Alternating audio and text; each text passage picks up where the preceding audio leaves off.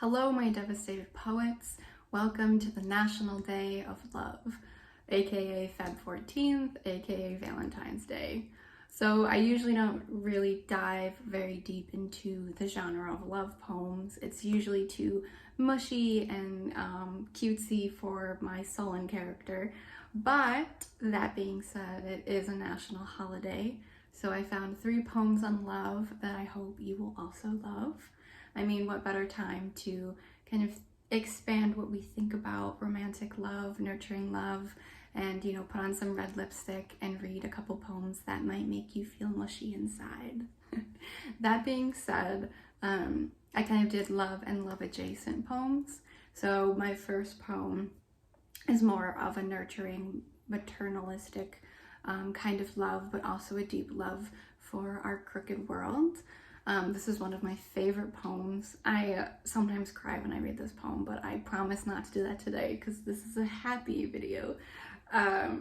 It was written in 2016 by Maggie Smith, and the title of the poem is called Good Bones. One of the most notable features about this poem, I feel, is the repetition, just to give you something to listen for when I read. Okay, without further ado, Good Bones by Maggie Smith. Life is short, though I keep this for my children. Life is short and I've shortened mine in 1,000 delicious, ill-advised ways. 1,000 deliciously ill-advised ways that I'll keep for my children. The world is at least 50% terrible, and that's a conservative estimate, though I keep this for my children. For every bird, there is a stone thrown at a bird. For every loved child, a child broken, bagged, sunk in a lake. Life is short, and the world is at least half terrible, and for every kind stranger there is one who would break you, though I keep this from my children. I am trying to sell them the world. Any decent realtor walking you through a real shithole chirps on about good bones. This place could be beautiful, right? You could make this place beautiful.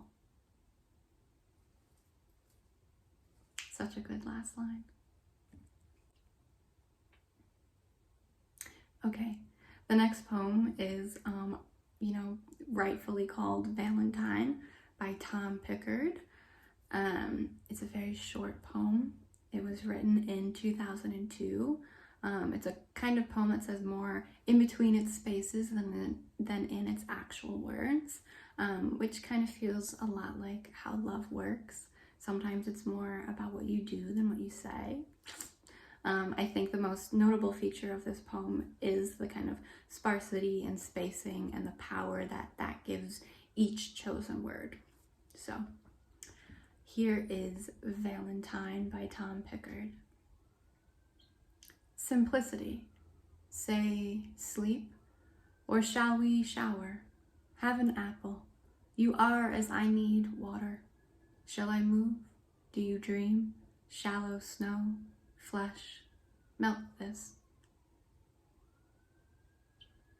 And if you look at the poem, it's kind of beautiful how my favorite line, or the line that feels the most powerful to me when I read it, is you are as I need water. Because it's such a simple poem, right? And it's about how love can be simple if you kind of pare down all of the BS that goes around it. You are as I need water. Oof. If that doesn't make you feel mushy, I can't help you. The last poem today is called The Quiet World by Jeffrey McDaniel. It was written in 1998, and it's a poem for long-distance lovers. So if you know, you know. The most notable feature of this poem, to me, is the speculative element. So basically creating kind of an alternate world rooted in our world. And it's really impressive because he does that in like 2 lines. The Quiet World by Jeffrey McDaniel. In an effort to get people to look into each other's eyes more, and also to appease the mutes, the government has decided to allot each person exactly 167 words per day. When the phone rings, I put it to my ear without saying hello. In the restaurant, I point at chicken noodle soup. I am adjusting well to the new way. Late at night, I call my long-distance lover. Proudly say, I only used 59 words today. I saved the rest for you.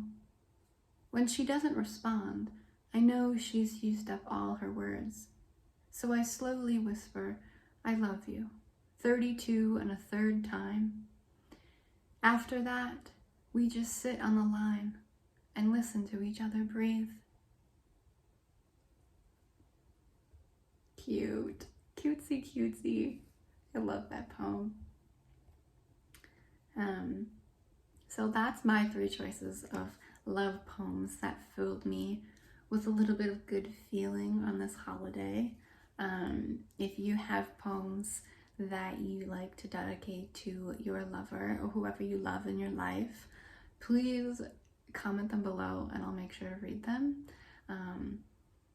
And if not, I hope you eat a lot of chocolate and have a lot of good feelings and don't give in to the pressure of this day. Just love what you love and love who you love and read good poems today.